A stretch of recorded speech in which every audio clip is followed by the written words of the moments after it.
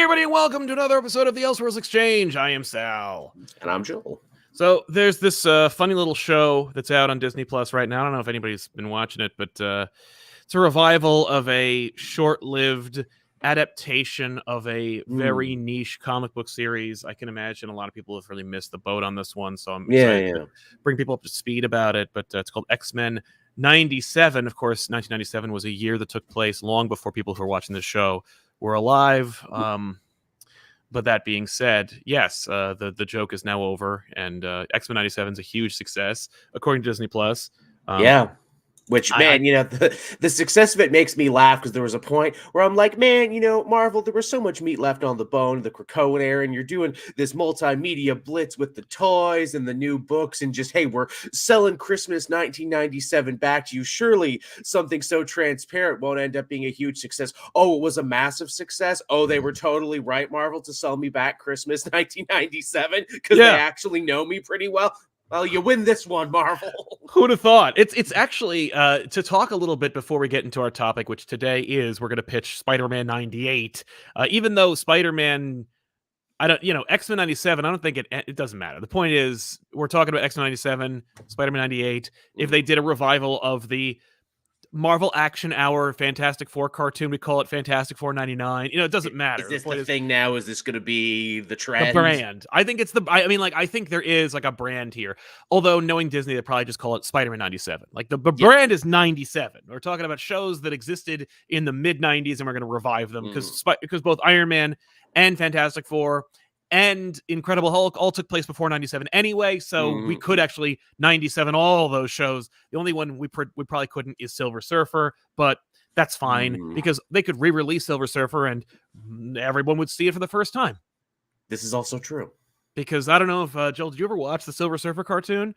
Yes, I did. They used to play it really late at night on Teletoon back during the day, and I had insomnia even back then as a kid. That was the first time I saw Gamora and Thanos and many of these other obscure-ass Marvel cosmic things. That show was going for it in a lot of things, where it's like, okay, Spider-Man's been done, X-Men's been done, okay, give us all the obscure ones. Yeah, and they were very much, of course, in bed with Toy Biz. Toy Biz was pretty much a parent company for Marvel at that time, so there was an incentive to showcase all these different, fantastical action figure type characters. Like we could do Nova, but not Richard Rider Nova. No, Herald of Galactus Nova, and it all worked for whatever reason. That show is a really great example of what it's like to read a Silver Surfer comic, which is also a way of saying that the book and show were super boring. Yes, kind of. I mean, man, if you love monologues, the guy they got to play Thanos monologued like a motherfucker in that. Well, so did Silver Surfer. Norman Rad is always, he's just like, oh, woe is me, am I cursed to roam the cosmos? Pretty much. But anyway. We're going to talk about Spider-Man and its revival, and the fact that it should be inevitable, given that Disney has the rights to make a short form animated Spider-Man show without really Sony's approval. But I can imagine Sony being like, "Oh yeah, no, we'll give you everything you need as long as we get to like sup upon the teat that is the Marvel juggernaut." And people were asking for it instantly. Like after 97 came out, it was a big deal. People were asking for Spider-Man instantly. I'm like, whoa, guys, calm down. We just got a good X-Men show. Can you wait a minute? Must your cup always be filled? It's true. It's like, and I remember reading a thing on Twitter from one of the animators. People were talking about how excited they were about like how Cyclops was being depicted and all that. And one of the animators was like, oh, that like 30-second bit of animation I worked on 2 years ago. And I'm like, yeah, this show has been in the production for a while. Like it takes a long time to get a show that looks this good and is this tight to get out there, which is why it's like that. I think that's also a part of the reason why we're like, let's talk about Spider-Man, because come on, like if you weren't already thinking about doing it, if you already haven't greenlit it a year ago, then what are we doing here? Because we're not going to get Spider-Man 98 until like the year 2028. Right, and we're still supposed to get that Spider-Man freshman year that might not be freshman year anymore, because it is still coming up, but they've had to rework it a couple times apparently now. Right, and we saw that like 2 years ago. Like we've seen art for that show, and we don't even know what the hell it is, and I strongly suspect that neither do they. Because I'm sure it was meant to be in continuity at one point, then it wasn't, then they probably moved it back, and they're like, but we built it like this. Oh, they were like, the weird thing was like the way it was presented, it looked like it was always going to be like a Marvel Cinematic Universe adjacent show where it's like, well, what if Norman all Osborn the showed same up instead of Tony, yeah. Yeah, like what if we took all the hallmarks of Spider-Man from the MCU, but replaced all the MCU elements with just hardcore Spider-Man stuff. But also Doctor Strange and Daredevil were there. And it's like, and Charlie Cox was going to be in it, but then they weren't sure if Charlie Cox was coming back for live action. Now he is. So clearly they've had to rework that one, which is a shame too, because I really want to see that show, because that's the Craig of the Creek guy, and that guy kicks ass, and he's a super fan, so I really want to see what he does with the material. That's the thing, man. I don't know if I necessarily want that, but the thing is, it's such an unknown that after the proven commodity that is X-Men 97, it's like, well, just do this. Just do this. And I understand the predilection to do it. Like, why wouldn't Marvel just go like, so wait, we could try to like something make new, up our own stuff. Yeah. Or we could just get talented people to just with a really, really solid foundation and go do this, but for streaming, so we don't have to worry about censors and stuff. And like 97 already proved so well, where it's like, look, did you grow up with it? Do you have an encyclopedic knowledge of this show? Awesome, you'll be well served. Did you not? Did you not? Don't worry, because we'll dispense with all the hard continuity stuff in episode 1 with Guy Ritchie and Master Mold and the Sentinels and everything, and then we'll be on to new shit. Yeah, big time. So the template that is X-Men 97, first of all, big success. People are very excited about it. It's taken like wildfire to social media, and getting people super hyped for stories that are almost 30 to 40 years old at this point, which is what's really baking my noodle at this point. Absolutely. No, it's a great thing though, because it means A, hopefully we're selling more books. B, we're utilizing the machine properly. And I say that in the way where I'm like, you know, I keep seeing these MCU folks being like, oh, like what is Quantumania adapted from? You know what I mean? Like there is no one-to-one. There's nothing. You know, these people are like, oh, I'm creative. And I'm like, yeah, but you are also ignoring 80 years of continuity and stories. We had the Quantumverse. We had Kang. Make it work. Yeah. What does that mean? And with this, it's like, yeah, no, you know what? Use the damn thing. We have Inferno, we have techno-organic virus. Yeah, like we got these ideas, we got these elements, we have these really tight, solid stories that have been beloved for decades. And these were all, I mean, like if you want to look at it the most shrewd, cynical terms, these were all work for hire things anyway. So you could just mine them every 10 years. Like you could just say, oh, here's the idea. And then you just grab like literally just X-Men volumes 1 through 20 from the Essential Collection and go, this is the show. Season 1, 2, 3, 4. And the X-Men show at its best was really good about that, weren't they? When it came to adapting old stories. And in many times, sometimes they do it in 1 or 2 episodes. Sometimes you'd have like an 8-12 part Dark Phoenix saga where it's like, no, well, we need the time to tell this one. Yeah, especially because we also have to rework it, because I don't think Gambit and Wolverine were anywhere near that Phoenix saga. Also, they're not afraid to rework it, which, hey, you know, for this Spider-Man show, we're going to have to rework some stuff too. It'll be fun. Oh, yeah. So with the Spider-Man show, the idea is we're going to follow the formula such that it is, because there is no formula. X-Men 97 was just like, I think the idea, and I think it's a pretty like solid theory at this point, is when the pandemic hit and Disney Plus launched, people watched X-Men the animated series in droves, and it immediately greenlit a revival show. It's good binging. And I imagine that Spider-Man was the only reason they didn't go immediately to Spider-Man is because they didn't own it wholesale. It's because they were like, nah, it's kind of dicey. We need to rework the contract anyway. But with respect to this, And also, if you twisted my arm, the X-Men show was a little better than the Spider-Man show. Loved the crossover, though I think you personally ruined that Spider-Man show for me forever when you said he never punches anyone. I'm like, no, that's impossible. He definitely punches people. Then I went back, watched like, oh my God, Sal was right. He doesn't. Yeah, no, he punches the spot one time, but like, it's also arguably that might be one of the worst episodes of the show, which is saying something because that show was rough. But I also like, look, it's a beloved. The thing is, you go back and rewatch X-Men the animated series. It is remembered fondly, and unlike shows like Thundercats, where I've revisited that show and I'm like, this is unwatchable. This is empty. It's totally vacuous. X-Men, there's something there. There's brilliant voice acting. There's pretty solid and cool animation when it's working. When it isn't working, it's really dicey. But when it is working, it's working on all cylinders. Especially that like the first 2-part opening Night of the Sentinel story is just like, holy crap, we're in. Absolutely. It speaks to just the endearing power of X-Men too, where it's like this story works, these characters work, and they can work in any era, in any time period. Yeah, unfortunately, the X-Men's themes have transference every decade in American history or Western civilization.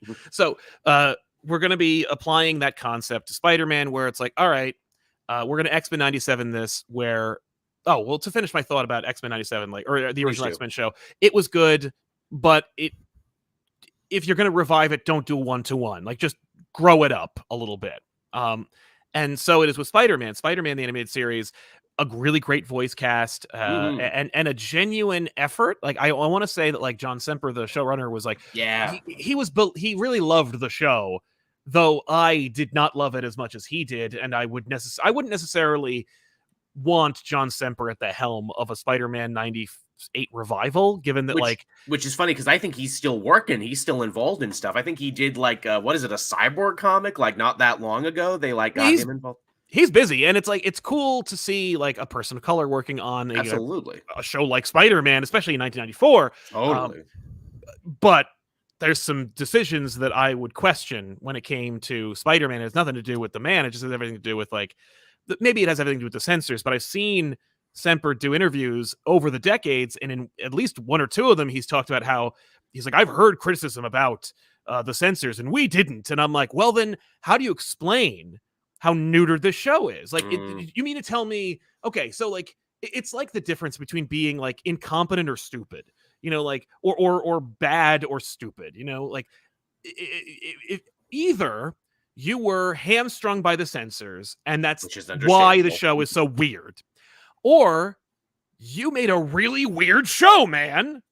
Like, either way. I mean, half of one, half of the other. I mean, some of the stuff that show birthed because of censors issues still live on in fans' minds. They had to be the Insidious 6 because they couldn't be the Sinister 6. Sinister was too hardcore. Sinister's too strong a word, too serious. I can't believe some of the decisions that were made in Spider-Man 94, but it was clearly an attempt to A, sell figures, and B, just keep the show on the air, just keep the machine rolling and not have to deal with any censorship. You know, meanwhile, at the exact same time, Batman the Animated Series is chugging on all cylinders, more, and it's also pushing boundaries of like animation and censorship and story and applicability and bending genre and reaching different audience ages and so forth. But we're not here to bag on the Spider-Man animated series. We're here to say we're here to celebrate because we liked it. Yeah, exactly. This thing, like, as a kid, I loved this show. Even though I was also like, you are reusing animation at an obscene degree. And I will also throw another show under the bus around the same time. The Spawn animated series also did the same thing. Yeah, these are also 2 shows Little Sal desperately wanted to watch, of course, and also was watching religiously, but was also not so blind as to not see the cracks that were forming in both shows. But like, the reuse of animation is always so egregious. So like, again, I'm just excited. I would be like, all right, you know what? I'm just going to turn a blind eye and have you make a Spider-Man 98. As long as you use the team that made X-Men 97 animation-wise. Yeah, because they did a beautiful job staying true to the designs of the original, but also updating it for modern times. And I think the best way they really showcase that is in the intro. We kept the theme song the same. We're not getting rid of the theme song. We're just adding more stuff to it.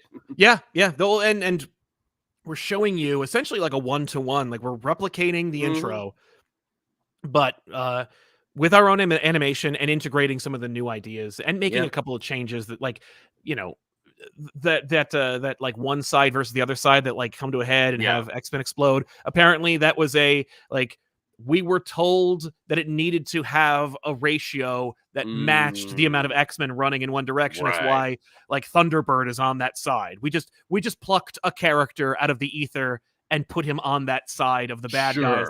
Sure. There was no tease, there was no suggestion that he was going to be used. It was just because we needed to even out the other side. Absolutely. So like, I like that little bit tidbit, but also I like that they cleaned it up.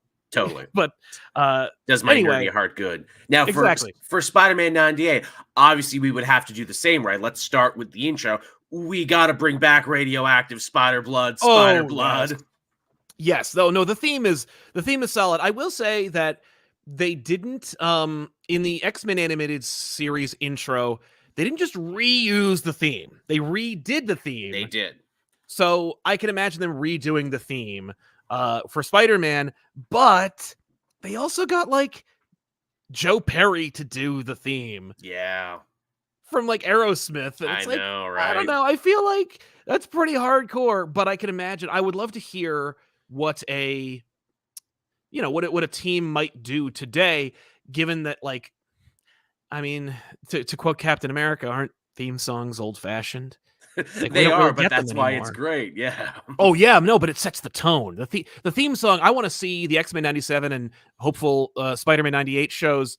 I want those to help usher in a new era of theme songs, because themes are so important, because they set that tone, and other times dwarf the show itself because of how fire they are. The lyrics is another thing. The X-Men song, famously lyricless. The Spider-Man one, actual lyrics. Limited lyrics, but it has them. Yeah, Spider-Blood and Spider-Man. It's we're good.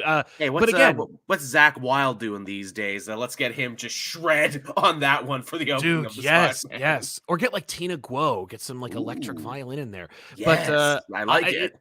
But redo the theme so that it is the theme again, but modern, or at least like updated. That'd be fine with me. Also, it gives you an opportunity to showcase some of the characters that are going to show up in the first season. Now, the first season, of course, that we'd be pitching for Spider-Man 98 is going to have its own baggage, because there's a lot of questions that were left at the end of that series.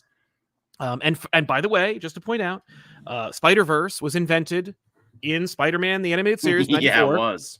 He had his own Spider-Verse years before. We had Secret Wars and Spider Wars all in the same season, and so we have that kind of like sort of Damocles over our heads, because we could be tempted to Spider-Verse this, or even tie it directly with the Spider-Verse work. I was tempted to do that, honestly, when I was working on pitches, and I'm like, no, we can do time travel. Let's not do Spider-Verse. Let that be its own thing. Let's not have every Spider-Man thing become Spider-Verse adjacent, because when you do that, you water down Spider-Verse, which honestly is kind of what the comics are doing now. I had no idea there was still an Edge of Spider-Verse book going on right now. I'm like, what? Really? And none of it matters, and none of it touches anything I'm reading. I agree. I'm the exact same way. So yes, please let's leave that alone. Plus, Sony would probably take issue with it anyway. Like, hey, that's ours. Yeah, whoa. If we have any right to do it, where it's going to be us. So that's great. That actually that alleviates some of the pressure of having to do any Spider-Verse chicanery anyway.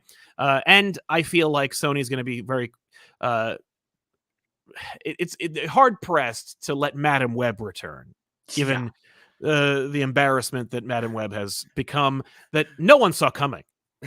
No. See, I say they should do Madam Web, but it's like, nope, this is me. This is what I'm an old blind lady in a chair. This is what I've always been, nothing else. Yeah, I am a plot device. That's all I ever have been.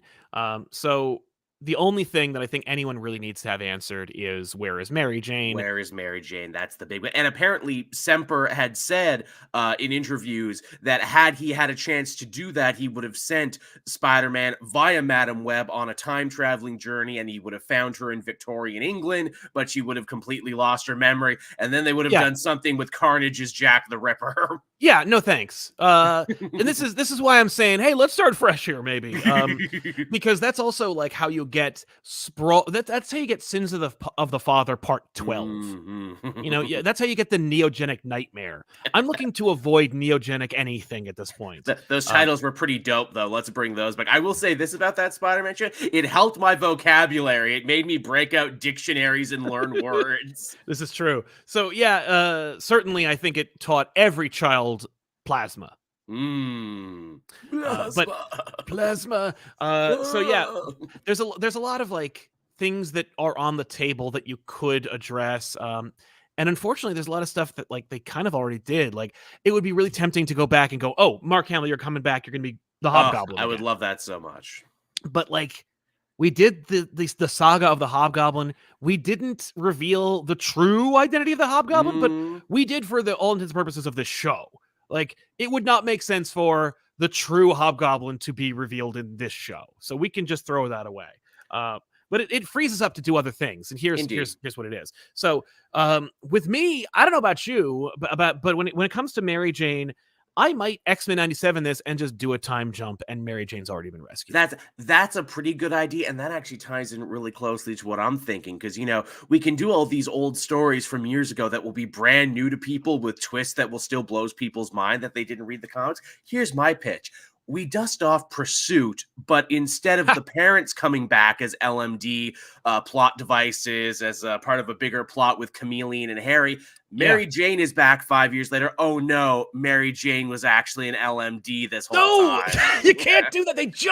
They did that in the show. They made her a Hydro Man clone. There was a whole season where they were together. Then she fades away. Yeah, it's been a couple years. And that's where you get Christopher Daniel Barnes' amazing delivery of Mary Jane. Is he still doing stuff, Christopher Daniel Barnes? I feel like I'd love to see him come back in some variety. Honestly, I think just cast Christopher Daniel Barnes. Like, I think he could be Spider-Man today.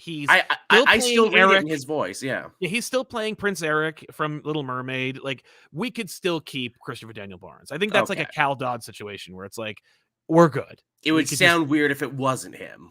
Right? Everyone else, unfortunately, like, I think that you could definitely keep Jennifer Hale as Felicia Hardy Black. Yeah, because she's still working. She still works. She's still great.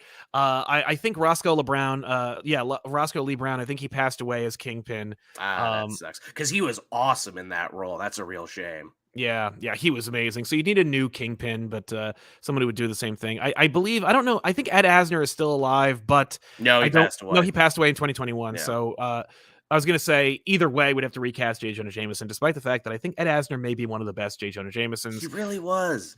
I imagine they'd probably just get J.K. Simmons, though. There you go. I mean, Ed Asner just killing it for years in so many roles. Like, I was too young. I missed his whole sitcom era, yet he was a voice in every cartoon I grew up with. So Ed Asner was as much a part of my life as it was my father's life in sitcoms. Yeah, it's true.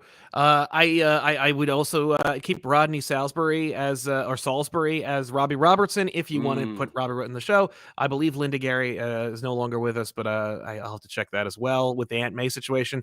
Again, Aunt May is like, whatever, just whatever. Like, Aunt May can be anything. There were I think there were two Aunt Mays in that show anyway, because one passed away and the other one replaced her, and it was very noticeable. So in a time-honored tradition, we're just gonna have another Aunt May. There you go. You know, but there are a lot of really good actors in this, because there's one that I really want to see come back, who I also believe passed away, and that's okay, because in the way I want to see him return, he doesn't need to talk anyway, so we're fine. Okay. But anyway, in the same token, I mean, listen, Life Theft / Pursuit, you could do 2 episodes. Yeah, I know, right? The way that they truncate, like, Inferno into 1 episode. I couldn't believe that. I'm like, are they really going to do Inferno in 22 minutes? They did Inferno in 22 minutes. She just shows up. I'm the Goblin Queen. Now, don't ask why I picked that name. It is what it is. And I'm like, that's fine. She's like, go to TikTok and find out why. Yeah, I know, right? But same way. Like, Pursuit, it's meandering, but like, you could do 3 episodes. 1 episode, the parents return. Mm-hmm. Second episode, the parents are minds.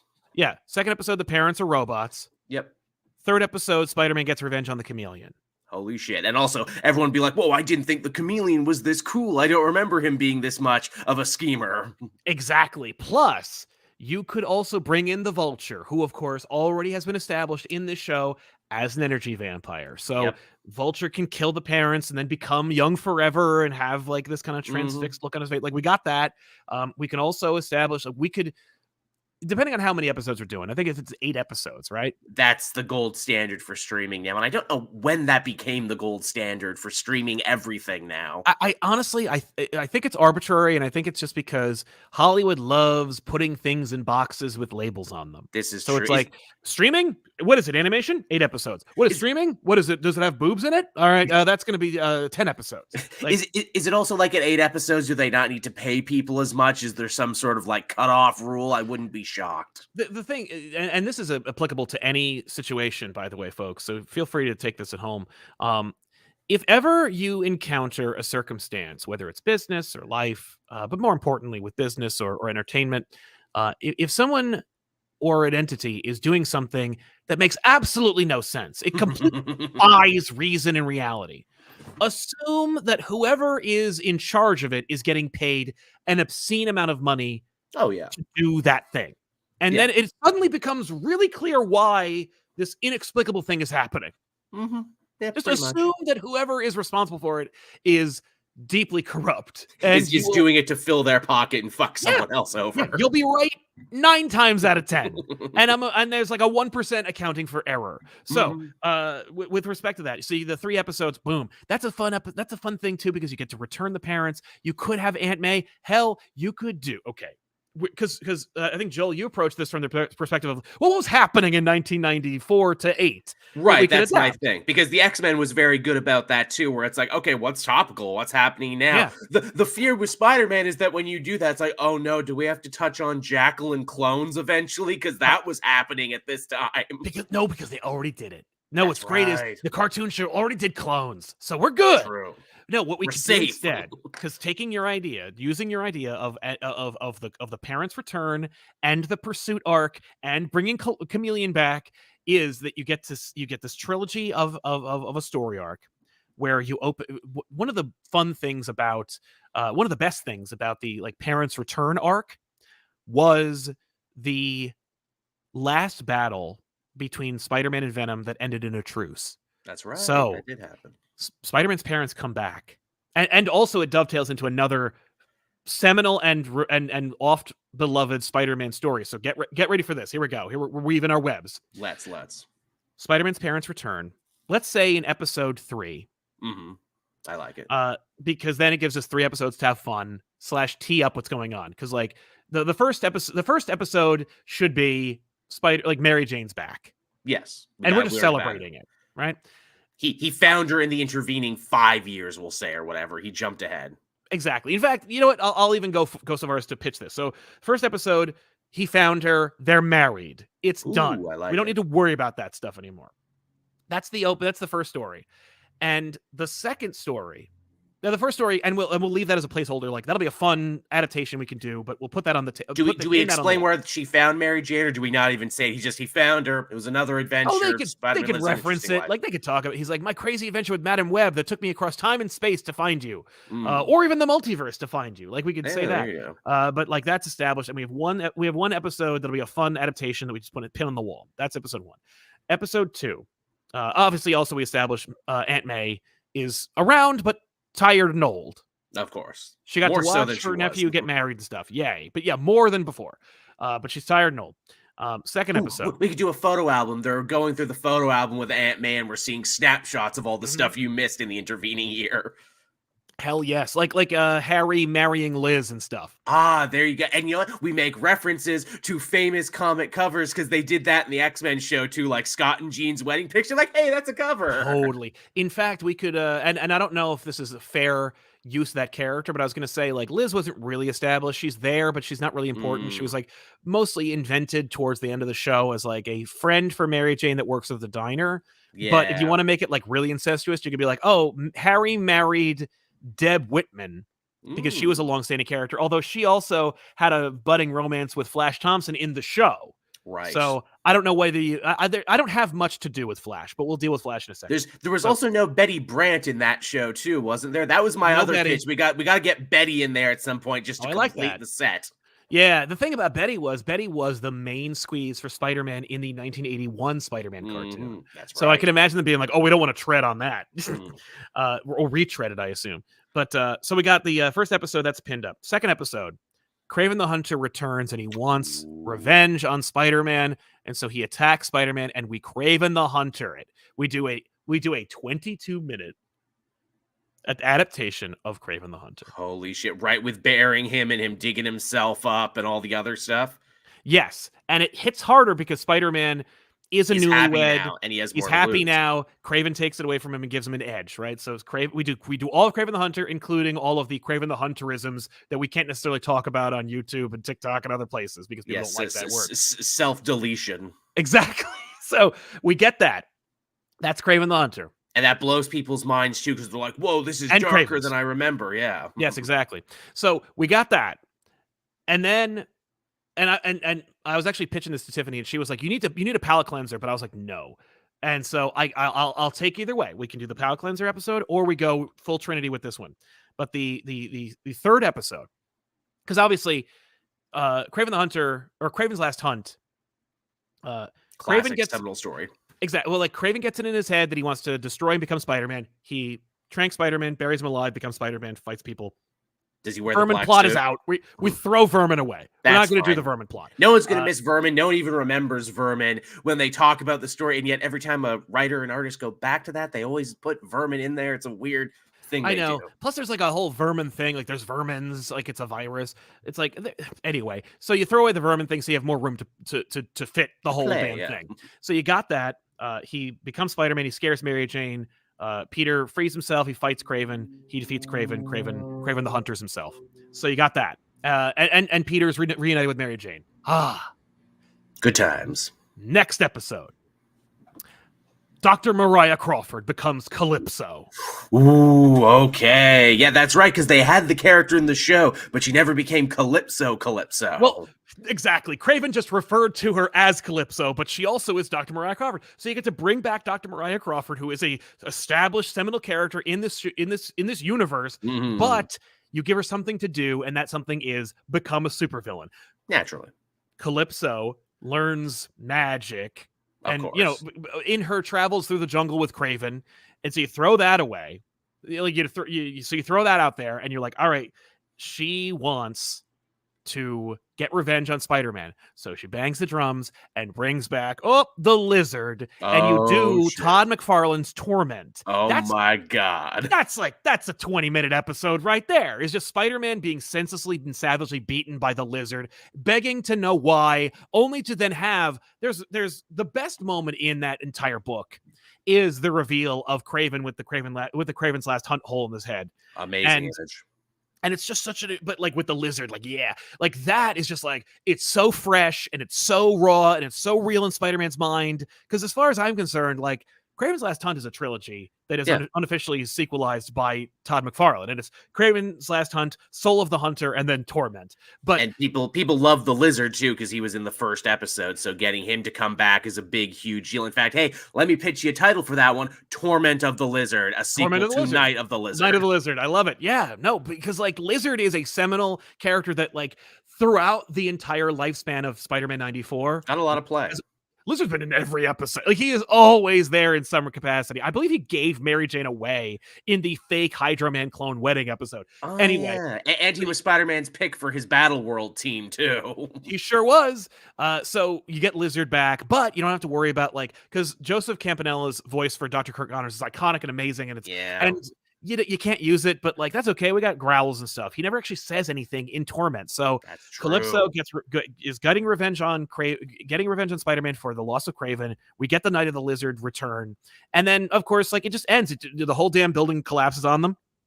Lizard just escapes, and we never see him again because we're good. And Calypso, she Kraven's Last Hunts herself, and so you're like, okay, great, Calypso's out, but we had this insane episode that's also a straight up adaptation of this Todd McFarlane story. So you got that, right? So boom. And that was also stressful because during Kraven's Last Hunt, Mary Jane is upset, but so is Aunt May. Aunt May is more stressed and more sad, more upset.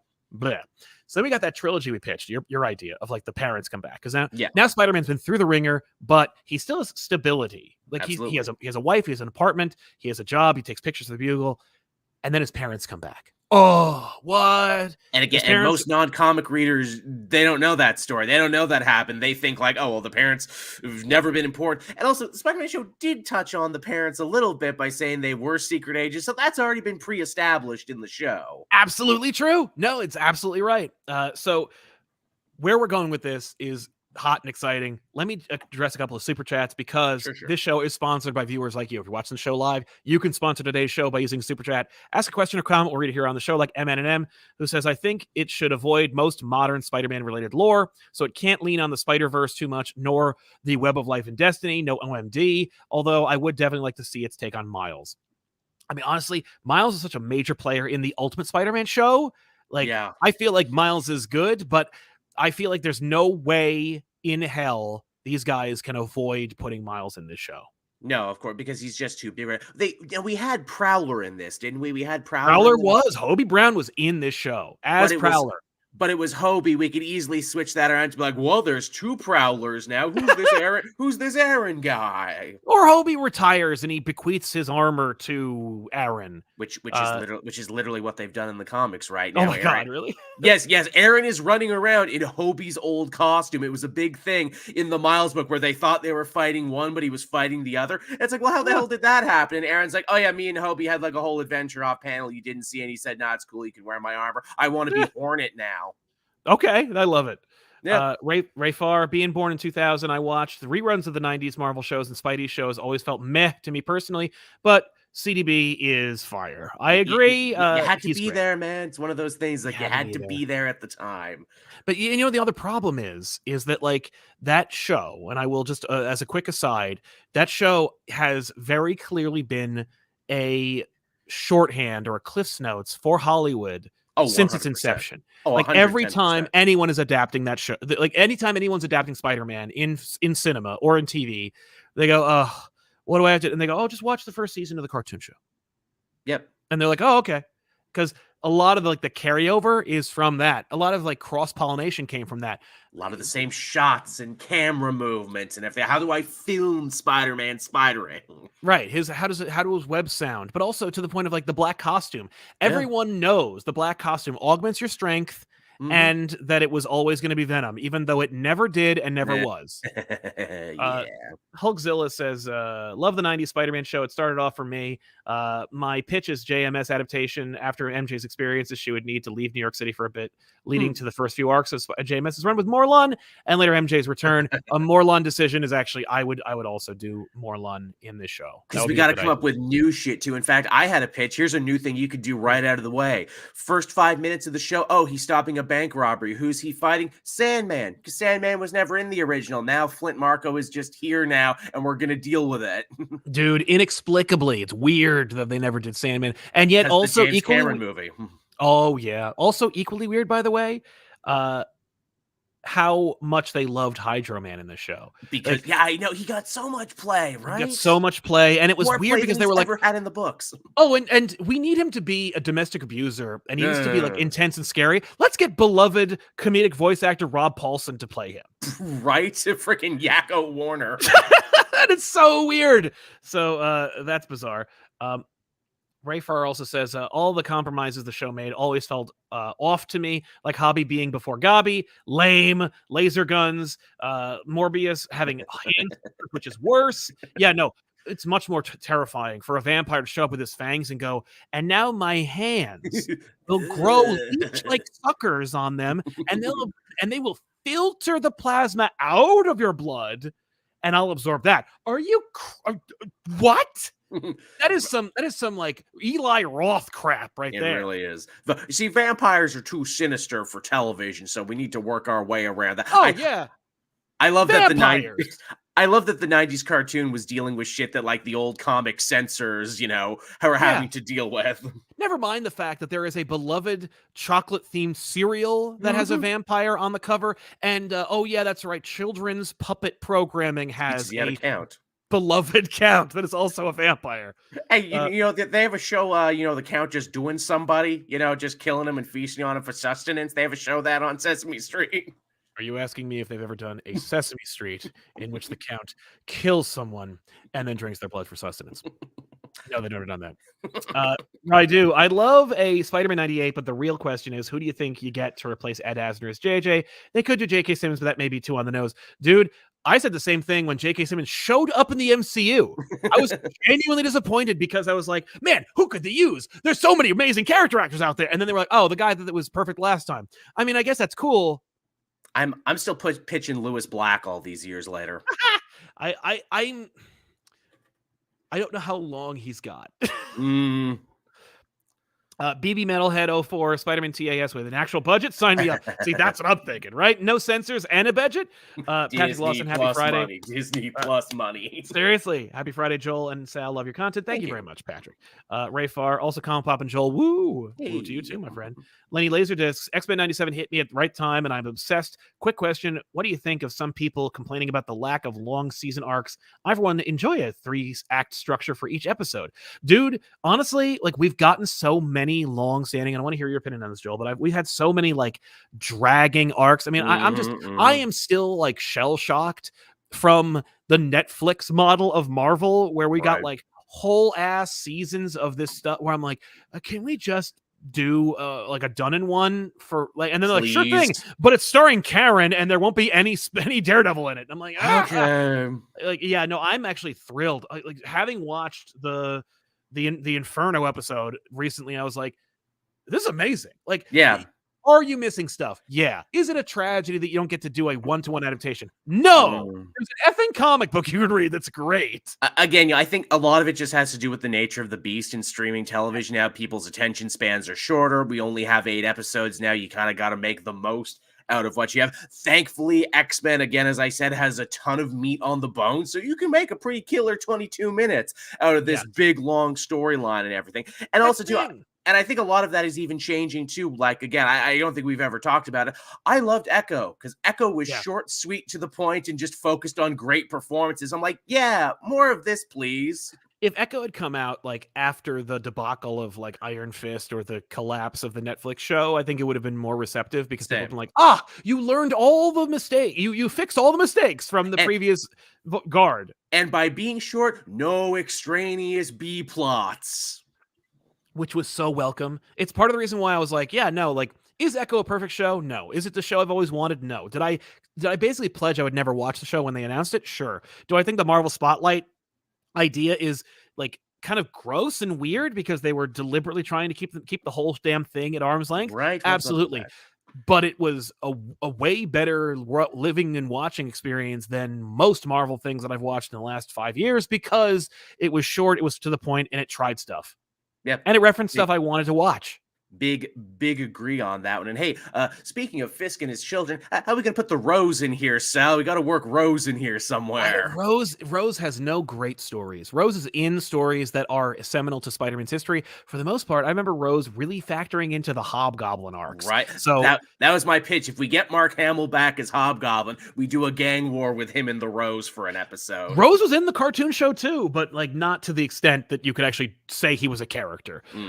Scarlet Hottie, I've always liked that Spidey stories ideally force writers to interpret out of the mundane ins and outs of the Marvel Universe, and so with a show, I'd be interested in seeing how it does those things. That's fair. Yeah, I'd love to see it. I mean, like, I just want to see them, the way that the X-Men 97 show, for me, I said this to Jordan Bloom and Patton Oswalt on our latest episode, which you should definitely check out, folks, by the way. Nice. But we were talking about how X-Men 97 feels the way Marvel is supposed to feel.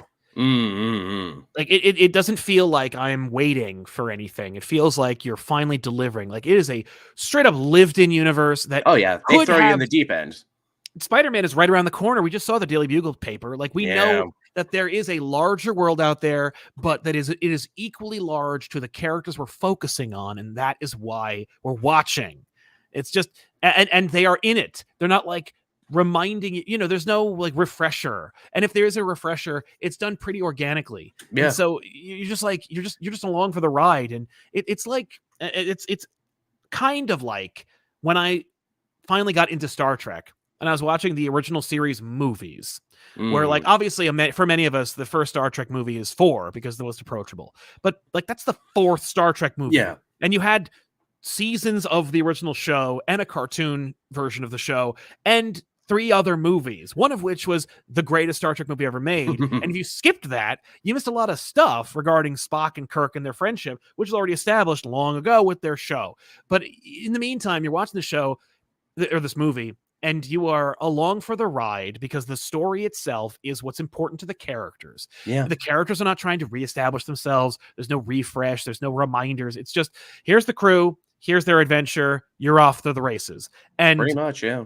And because these characters have this history and this camaraderie, I want to know it, because I find their charisma and their camaraderie so infectious and fun. I want to be there. I want to understand. Absolutely. So I have to go back and slog through the first Star Trek movie. I have to marvel at how amazing the second Star Trek movie is. I have to slog through the third one, which arguably is the worst one. And then you get to 4 and you're like, now I know these guys. These are my friends. They feel like friends, even though that's the first time you've met them. That's the same thing with X-Men 97. It's how the Marvel Universe should feel. Totally. Another great thing about X-Men 97, and I don't see a lot of people talking about this, it really is a team show, and it does an excellent job sharing the spotlight. Wolverine didn't instantly just take over everything. In fact, if anything, Wolverine's back watching the house for a good chunk of these. They are deliberately shunting Wolverine in the background because the Good, you had your time, old man. That's Wolverine. He's not even the main character of the original X-Men show, which is also... That's the thing, is Wolverine is the main character of the X-Men cinematic universe. Yep. No question. No doubt. Which is why future X-Men movies don't work when he's not there, because the audience doesn't love Cyclops. And then they clumsily try and shoehorn him in clear reshoots, and it's like, this is just no. Well, and it's not but he's the main character of this universe. Why would I want to see this movie that doesn't star him only for him to be in here for 30 seconds? That's not the same thing at all. So it's like, okay, that is a mistake. But when you're watching the original X-Men show, that is an adaptation of the Claremont Lee era. And so as a result, you're Wolverine is not the main character. He's got his own book called Wolverine. And while he is prevalent, he doesn't really do anything of consequence until he gets his adamantium ripped out. So it's you're good. And he'll get focus episodes. He'll get to go back to Japan and fight Silver Samurai, and we'll do X Lives and videotape where we'll get to see Weapon X for a little bit. But those are focus episodes. It's not all about him. Right, or when we bring back Colossus and Jubilee goes to Russia with him, and then they're going to fight Omega Red, and Wolverine's like, Omega Red. And you're like, oh man, I didn't know they had history. And it's that's what you're supposed to feel like. But even the X-Men animated series that knew that Wolverine was their bread and butter still allowed for their robust cast to have moments of greatness that allowed for people to become fans of Cyclops and Storm and Rogue. I mean, which is why that show is still some of people's favorite versions of those characters, because they were allowed to live and breathe. People like Rogue because of that show. That is why Rogue has lasted as long as she has. I like Rogue as a comic book character, but for the longest time, I had been, anytime I was reading X-Men, waiting for them to just do that. Yeah. And because she was only that for a brief window of time. Right, and yet that's the one that lives forever. The one where she was super strong and could fly because she absorbed Captain Marvel's powers. I would actually argue, I've said this before, that I've said contrary things before, where I'm like, I think She-Hulk may be the Wonder Woman of the Marvel Universe, etc. Maybe Storm, but maybe it's Rogue. And the reason why I say it's Rogue is ironic because, of course, Marvel made Captain Marvel the Wonder Woman of their universe. And so it's funny if the Wonder Woman of the Marvel Universe is actually the one who stole Wonder Woman's powers. Right. But the reason why I think Rogue is the Wonder Woman of the Marvel Universe is because she is distinctly Marvel. Her powers are a curse and awesome. Her origin is not ideal. It weird is and impenetrable because she's kind of a villain, and Mystique and Destiny are kind of her moms, and it's whole big thing. I mean, the drama is also distinctly Marvel, but also just the fact that it's not cut and dry. It's not black and white. She is constantly proving herself as a hero. And whereas Wonder Woman doesn't have to do that. And it's that's okay if Rogue is the Wonder Woman of Marvel, because there is no one at Marvel besides Captain America, and even he has a little bit of a spotty history at certain times because he's made enemies of his friends. One could argue that he was wrong in Civil War. I'm not saying he was, but I am saying there may have been.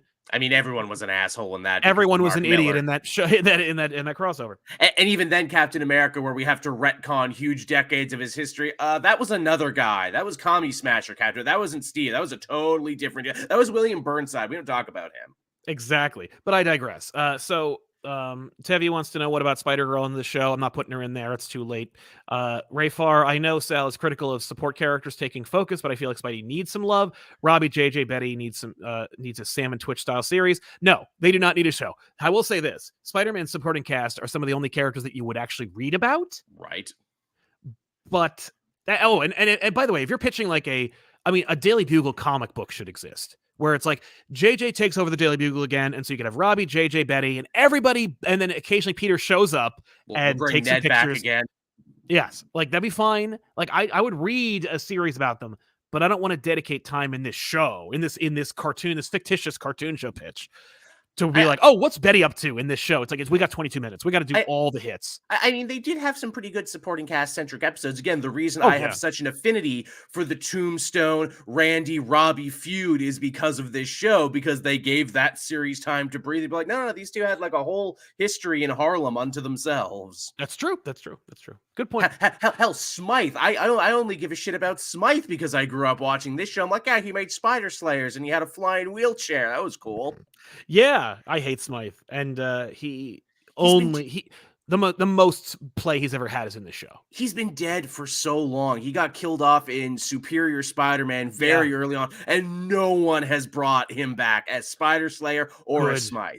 We're good. You know, my pitch is he has a kid you don't know about because he's a junior and his dad was an evil scientist. I'd like it if there was a daughter. There's like, Alexis Smythe. Turns out he had a secret daughter you didn't know about, and now she's the Spider Slayer, and now she's the new Dr. Smythe. Works for me. Yeah. Hobbs just got to be careful with story choices are made, considering the 90s series is the Bible for any Sony projects. Like we said, exactly. Hayden Hamilton got to get Joe Perry to make the theme again. Get right. He would actually maybe just having him just do it again. Same thing, just do it again. Cam, any of the DeMatteis stuff would be great. Last Hunt, Harry's Death, do it all. Hell, you could even have him write his own adaptations. It's true, he's worked in animation before. Yeah, no, I would hire AJ. About that. That's right, you absolutely could, and he still got it. He has still got it. No, Harry's Death should also be worked into the show. I think that'd be fantastic. I had a good Goblin. I had a good pitch too, because again, in this fifth season that they never got to make, they were definitely going to bring Green Goblin back from Limbo. I say tie that in with the Green Goblinette story. Those weird little three robots who kidnap Harry, and there's a big AI computer of Norman. That way, you can kind of threaten bringing him back without really bringing him back, but say, oh, Osborn had contingencies in place, everyone, in case he ever went missing for X amount of time. By the way, you could also, in the first episode, the first episode could be the recap episode that also is like all the things we didn't get a chance to do. Like, we never killed Norman. So we didn't say he go to Limbo, though? Or am I mistaken then? He fell in Limbo too. So it's like, no, he runs into Norman on the adventure to save Mary Jane, and Norman dies in that story, so he never comes back. And so Harry is Harry because he's like, my dad's dead. And it's like, great. You know what I mean? But we don't even have to show him dying, or we only show like a quick battle, and it's alluding to his original death. Yeah, from back in the day and everything. So you got that exactly with the glider and everything. Exactly. So he's dead, but it also allows for Harry to be angry and, of course, become the Green Goblin again. That's a picture in the photo album, the funeral of Norman Osborn. Yeah, and like one shot of Harry just looking really mad. Yeah, we're just staring at Peter. Jay Sage, love the show, guys. Growing up with the show made me only ever want a Peter Felicia relationship, even if it backs off on it. Have an awesome day. You too, man. The Jennifer Hale is so amazing, and isn't she? Felicia is a character that, like, I mean, in both Spectacular and in this show, Felicia is awesome, and you want to see them kind of get together. It's just you'd have to do something with her. She'd have to have an episode where we see what she's been up to. Honestly, hook her up with Flash. They were together in the 90s. You could just have that be your story. Steal a future idea. Kingpin has disappeared, so we don't have to worry about recasting him. Now Felicia is the queenpin of crime. Sure. I mean, as long as Jennifer Hale's in it and she's playing Black Cat again, I'm down. I also am like, when they were like, oh, Zendaya's back for Spider-Man 4, I'm like, no. I like Zendaya, and I would expect her to come back someday, but like, couldn't we have a whole movie where he's with Black Cat? just once, just a little bit. Player 69 Error says, sorry, I made the name up when I was 13. A Craven's Last Hunt adaptation would be so rad. Do you think they'd ever keep the scene where he drinks the spider venom? Much love, guys. Keep it up. Yeah, we're on streaming now, so the same rules don't apply. We can get away with more. Yeah, why not? Yeah, sure. No, he strips down. He jumps into the spider room, drinks the venom. Yeah, definitely. I mean, Mr. Sinister threw a baby in a vat of green goo, and I was shocked they got away with that because they're putting a toddler in peril. Yeah, Speed Vest goo. Just keep Semper out. Big ego, hit or miss writer. I'm in a similar boat, man. Cam says, have a team up episode that adapts the new Fantastic Four. You don't need it. I mean, like, you could do a Fantastic Four crossover, but like, honestly, if this works, you just do Fantastic Four 99. Like, you just bring back Fantastic Four. Spider-Man did team up a lot too in that show. He teamed up with the X-Men, with Blade, with the Punisher, with Daredevil. Yeah. So, taking a quick break from the super chats, we should talk about the 3-parter where it's like, okay, so Pete's parents come back, and Venom immediately kidnaps them. And then Spider-Man and Venom fight. Hank Azaria comes back as Venom, obviously. And so Spider-Man and Venom fight. And then they come to a truce where, Spider-Man saves Venom's ex-wife, Annie. In this case, it would probably be the scientist they invented that falls in love with him. It's also his therapist. Yeah, from Ravencroft. That wasn't Kafka, but it was someone else, though, wasn't it? I think it was Kafka. I think it was. Yeah, you're right. It was Kafka. So yeah, no, Spider-Man saves Ashley Kafka from a falling carnival ride, like in the comic book. It teaches Venom the value of Spider-Man. And then they have an uneasy truce where he's just like, if you don't come after us, we don't come after you. You set up Lethal Protector. Yep, I'm going to be over here. No, they never would do that. But like, we get it. Like you know, Venom's having adventures. You signpost saying, if you want to follow my adventures, I'm going to be over here being a lethal protector. Literally, you do a post credits at the end of the episode where he's in San Francisco. And he's like, we can do some good here. And then like a digger attacks him, and he's like, and then you just cut, and you're like, moving on. Goddamn jury. So Spider-Man, first episode, return the parents. And Venom kidnaps them. And very economical storytelling here. We're setting up our next bit, and we're getting a Venom episode, which everyone would cream their jeans over. We get a Venom episode where the whole episode is just Venom and Spider-Man fighting, and it's a knockdown, drag-out, epic fight because Spider-Man's like, I just got my parents back, and now Venom's gonna kill them. This is for all the money. Why does everyone keep trying to take away my happy ending from me? Boom! So you got that. Then the next episode is Life Death or whatever, where Life Theft, where we established in the first episode, when they come back at the post credits or whatever. We did that already. Second episode, we established that the parents are not who they seem. There's other forces at work. Vulture is sent in, and we adapt that story where they're artificial life forms. He fights them. His mom betrays the dad. Vulture shows up and sucks out their life form. They die. Oh no. Life theft. Thank you, Gavin. So you got that, right? They're dead. Oh no, he's sad. But now he's pissed. And so he then gets a breadcrumb, maybe he beats it out of Vulture or something, but he finds out, I gotta get Chameleon now. Also, Chameleon's pissed because of Kraven. What happened in episode 2. and Calypso too, as well. Hey, that was my sister-in-law. Exactly. So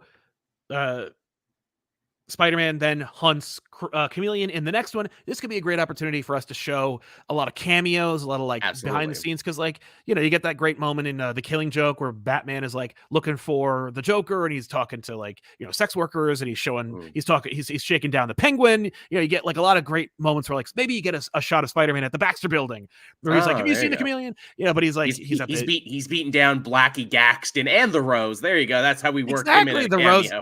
Right? Just it's all the villains you don't get a chance to use. He shakes down to get the Chameleon, and he eventually fights the Chameleon. Molten Man's here now. How about that? Exactly. And then at the end, he punched up the computer screen, and in this case, because Harry isn't dead and he didn't do the thing, it's Norman. Norman set it all up, and so he's already killed Norman off screen in the previous, before the show started. So he doesn't get his revenge. So it's he's so pissed. No, Norman took one more thing from me. I just got Mary Jane back, and he gave me my parents, and then boom. Done. Right. So love it. That's your life theft story. And at the end of the episode, Aunt May has a heart attack. Oh no. Or a stroke. I think it's a stroke in the comic, because obviously what we're teeing up is the death of Aunt May. Of course, because we have to do that, because Spider-Man, do that. He's growing up now. His life is changing. He's becoming the adult that he's never allowed to be in anything else. Exactly. So, but he's already married, and we already have this. But we have that. So we're boom, boom, boom, boom, boom, and we're just and unlike X-Men '97, it's more like every 3 episodes, it's like a full damn arc that also has its own damn arc within it. That gives you more than you bargained for. I like it. I like it a lot. That's 6 episodes. 6 episodes. 6 really solid. We got 2 more. Right? Then we got 2 more, and I think the last one, or the second to last one, has to be Aunt May dies. I mean, since we're going at a breakneck speed, Aunt May has the stroke. Right? Would this be the cameo episode where he goes around to everyone and asks for help?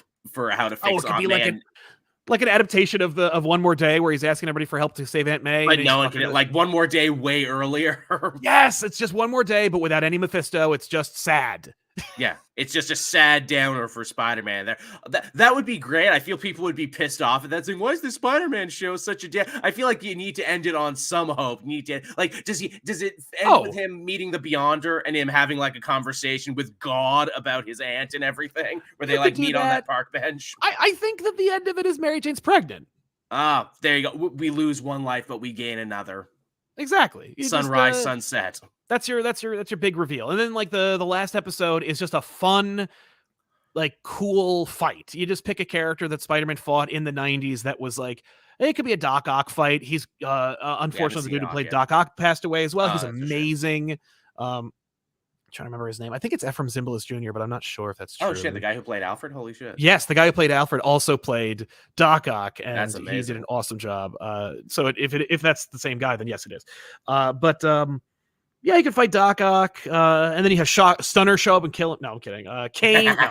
None of those things are showing up. No clones, none of that stuff. Though I would actually like to see Lady Ock in this show. Actually, that would be kind of fun. Oh my god, yeah, that's for season 2. That's for Spider-Man 99. But yeah, so jumping back into the super chats really quick.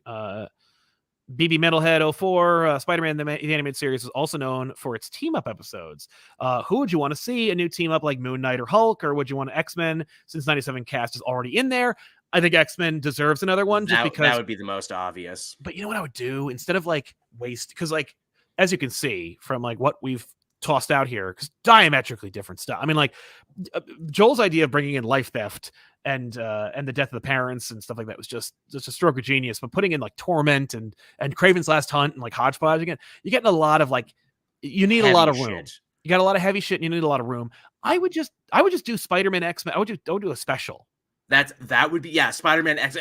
You call it an annual X-Men Spider-Man annual. Yeah. Like almost like a Christmas special, but no holiday theming. Just Spider-Man and the X-Men. Here's a funny thing, and maybe we confuse these ideas. Apparently, Semper said if he got his way in the next season, he wanted to do a Spider-Man team-up episode with Iceman and Firestar. He wanted to do a Spider-Man and his amazing friends pastiche, and he wanted to get those original voice actors back. Oh my god, I fine.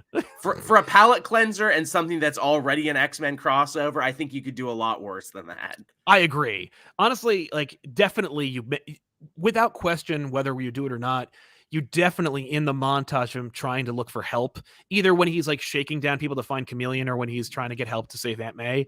There's one shot of him talking to Firestar and Iceman. Naturally, yeah, because we were amazing friends. You didn't see that. That happened in the year you missed. We were amazing friends now. Winsome Jarl 4342. If it happens, I hope they adapt Nothing Can Stop the Juggernaut. I also hope they can use that hanging Miles Warren thread with Smythe as a way of creating Kane Parker. I hope GM DeMatteis gets involved. Agreed. Love the Juggernaut pitch. That's a good feel-good standalone there. Yes, that could be the last episode. That's the last one. Nothing Can Stop the Juggernaut. You get your X-Men crossover, and it just is a feel-good after all the tragedy and hard stuff we've done. Totally. He has the success of like he saves this woman, but like, you know, Juggernaut gets away and he feels like a loser and a failure, and then Mary Jane's like, well, I have some news for you. There you go. And that's your final shot to go out on. It's like, oh, if it's a girl, you know, I hope we can name her May. Yeah, boom. Hey, look, Debbie got what he wanted. Stupid Sandwich. I hope the Scarlet Spider has a more supporting role in the revival of the show since his New York was destroyed. Maybe he can defend New York City while Peter searches for Mary Jane. Yeah, I think that if you're going to do a revival, people are going to want to see like true adaptations of Spider-Man comics / Spider-Man being Spider-Man doing Spider-Man. I think you could do Miles Warren and Kane and all that next season. That feels like a season 2 pitch is what that feels like 3 episodes. We'll revisit the clones for like a minute. That's fair. Actually, you could just go like, oh yeah, no, Scarlet Spider's been kicking around doing his thing. Oh, you know what you do? You make it a midlife crisis thing. Spider-Man is married. He has a kid on the way. He feels like he's not going to be able to keep up with this. Who's this hip young guy with a sleeveless hoodie who's flying around? It's the Scarlet Spider. I'm like you, but younger and hipper. Yes. Yeah, absolutely. I mean, honestly, you could work in the whole damn story is like, he's feeling inadequate. Scarlet Spider shows up and he's like eating his lunch, but also the reason why he's here is because So this is embarrassing, but actually I just wanted your attention because I've been stalked for the better part of a couple of years by this other guy named Kane. Yeah, Who's how been trying to about kill me, that? and I hoped maybe you might be able to step in and help me. Yeah, again, I've got jackal problems. Yes, so you have or you just say Jackal's dead or whatever, but like you have Spider-Man and Spider-Man versus Scarlet. You have the introduction of Scarlet Spider. Spider-Man fights Scarlet Spider. Spider-Man and Scarlet Spider team up to fight Kane. There you go. Big reveal that Kane is also a clone. And then he degenerates at the end. You know what I mean? Like the whole thing's 22 minutes. You just do the whole damn thing and Kane dies. Yeah, I'm the last legacy of Miles Warren. Right. Or Kane dies saving somebody, so even Kane gets redemption. Oh, there you go. I like and that. It's just like a little thing that goes like, hey, it turns out no matter what you dress us up as, we're still a hero. Fart. And then you can send Ben away being like, oh, wow, if the Jackal had more clone vats like this, I better go around and make sure I destroy all of them to make sure we don't have any spider side troubles. Exactly. Hell, I mean, and that could be another fake backdoor pilot, or just a little thing where it's like, maybe he'll move, he says, where will you go, Ben? And he goes, I could go to San Francisco, Houston, you name it. Yeah, but Vegas seems nice this time of year. Yeah, Vegas, Houston, you name it. It's just like the little tie-ins, little jokes. Yes, exactly. Nick Smith, Smythe, have a darker Carnage Cassidy come back from his dimensional banishment, or introduce a 90s version of the Superior Foes. I guess we'd have to deal with Carnage at some point too in season 2, because that's another hanging thread of like, oh, he was a villain so dangerous we had to put him away. Now we're on streaming and we can do some more stuff with him. Hey, can we maybe steal some Null stuff? Like he comes back with a spiral now and we never explain what the spiral's about. Oh yeah, no, I mean, like, honestly, what you do is Null frees Carnage from banishment and Carnage goes on a rampage, not knowing. Like Carnage thinking he's doing it on his own, and you do maximum Carnage.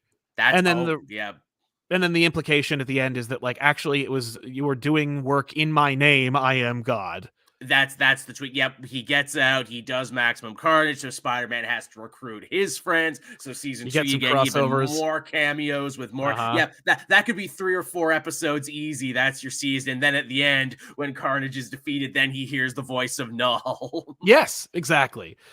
Hey, you with the face. I don't know if you guys talked about this, but a episode about Aaron stealing the Prowler suit and Pete and Hobie trying to stop him. We kind of did talk about that, actually, where it's like, look, we got to get Aaron in there somehow.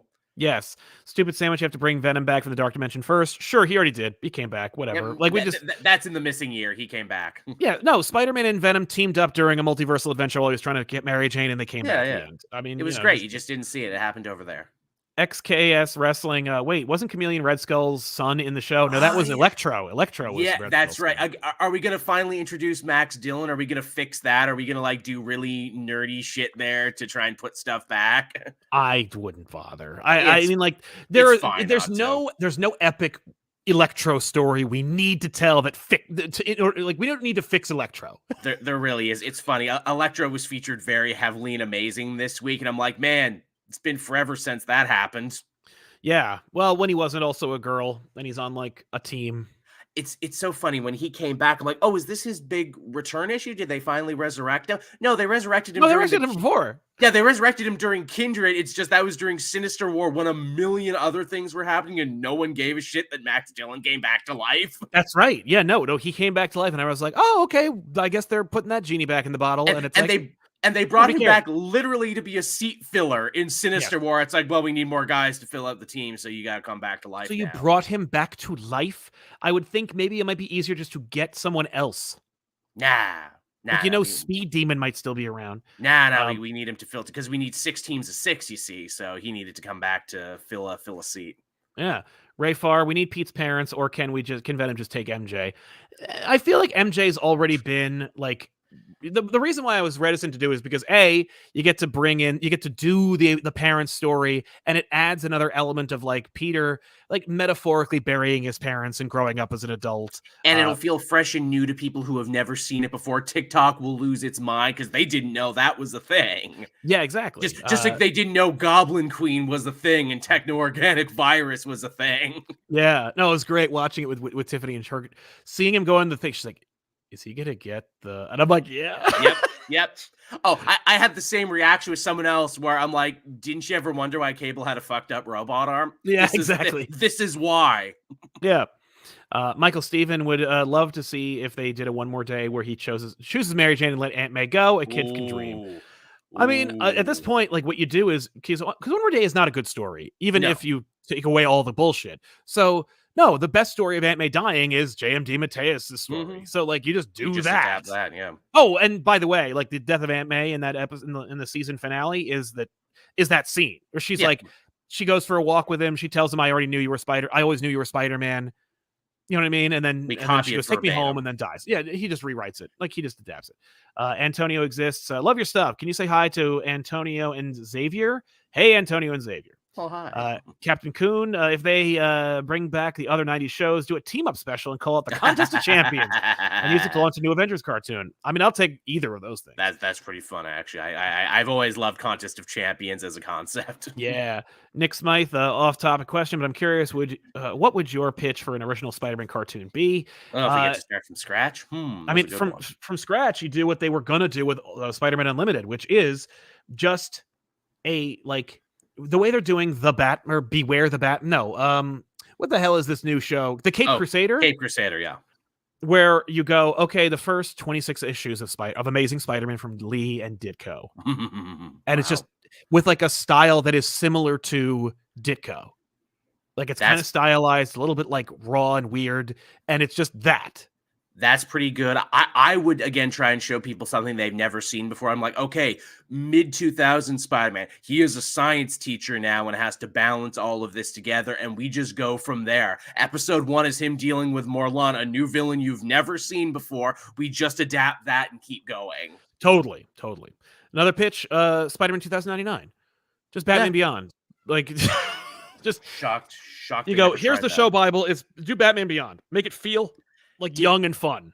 Did you see that art that we almost got for a Batman Beyond animated movie? Never forget what they took from us. Never forget. I know.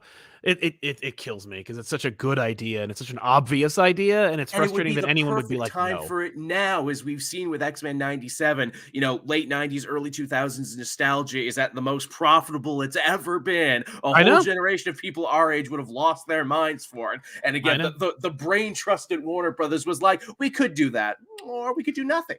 I genuinely think the reason why they're not doing it is because I think they are. I think they're always like one failed movie away from doing Batman Beyond starring Michael Keaton. Probably. The Captain Coon also says one thing about the 90s show is they would bring in comic writers like Marv Wolfman, DeMatteis, and Jerry Conway. So it would be interesting to see in recent writers like Zdarsky, Hickman, and JMS. I'd love that too, actually. I mean, at this point, really? Just get Wolfman, DeMatteis, and Conway. Like they know what they're still working. Is the fun? They're still alive and still working. They're still working and great. I mean, like I would love to see Zdarsky, but you know what you do is you have Zdarsky draw the series Bible, because like Zdarsky's style is so like nice and crisp, and you know it would lend itself to animation. Oh, it would. Isn't it so funny that Zdarsky is being so celebrated now as a writer? A bunch of people are slowly forgetting that he's also a very accomplished artist on top of that. Like, yeah, you know, Sex Criminals just got collected into a massive omnibus, and he only drew it. Yeah. I say only, by the way. I don't mean like that's not enough, but like, you know, you'd think, oh, well, Zdarsky's a triple threat now. And it's like, yeah, but back then he was drawing it. I know. It's wild, right? Canopied with Bowers would be cool to see a recent iteration of a Romita-esque visual for Spidey in light of the weird current obsession with modernizing the suit and adapted media before Spider-Man 4, that is. Yes, of course. I agree. Yeah, no, I'd love to see some, like, I mean, the closest thing to that now is the MCU eyes, because they were like little, you know? This is true. That's our pitch for Spider-Man 98 season 1. I think that this is a slam dunk. I think it sells itself. I think that it all automatically gets us to season 2 without really any like question. and like 97, I'm sure a massive multimedia blitz would accompany it. I'm sure they would re-release all the figures, which they technically already did re-release a bunch of the figures before as part of that beautiful retro line. Yes, they have. Which I bought more than a few of those because they're freaking awesome and they look exactly like the ones I grew up with, but the sculpting is better. Yeah. I mean, as I understand it, I think there is a Blu-ray release of the Spider-Man '94 series, Huh. but I don't know if it's a real Blu-ray or if it's like a They just called it that, yeah. Right, or if it's a like a bootleg. Yeah, again, did you actually up-res any of this, or is this just the way we remember it? And also, Yeah. too, it would be interesting to see how this would affect the comics, because would they go out of their way to try and make the Amazing Spider-Man comics match Dude. the 94, 98 aesthetic? I mean, based entirely on what they did with X-Men, how the new rollout is all the titles we're relaunching have the old 90s logos on them, including Storm. So yeah, I think 100% Spider-Man would suddenly go back to that like jagged spider legs, like, you know, titling. Which I think do that like. if ever they were going to think about getting Spider-Man remarried again, it would be because of this cartoon show's rampant success. Wouldn't that be the wildest thing ever, that's what gets them back together, the re-success of the cartoon? Yeah, which would also almost be a little bit of like a coming home for them, because Spider-Man got married in the real comics in the first place because Stan Lee got them married in the newspaper strip. That's, I mean, something in a wider media influenced the cartoon show to do what they did. Like, history doesn't repeat itself, but it sure as shit rhymes. But folks, we want to thank you so much for watching. We want to thank our super chatters for sponsoring today's show. Without you guys, we don't have an infrastructure to allow us to keep doing the show normally, but we do appreciate it. Thanks to the chat for being cool, having great ideas, and for being complimentary and sweet with each other in the comments. And of course, check out youtube.com/CapeJoel for more Cape Joel goodness. Stick around here on ComicPop Returns for more. There is a full-on conversation between myself and comedian Patton Oswalt and Jordan Bloom, chatting about comics and Star Wars and just geeking out overall. Check out that show and many more here on this channel. We'll see you guys next time with another episode. I'm Sal. That's Joel. Bye-bye. So long, everybody.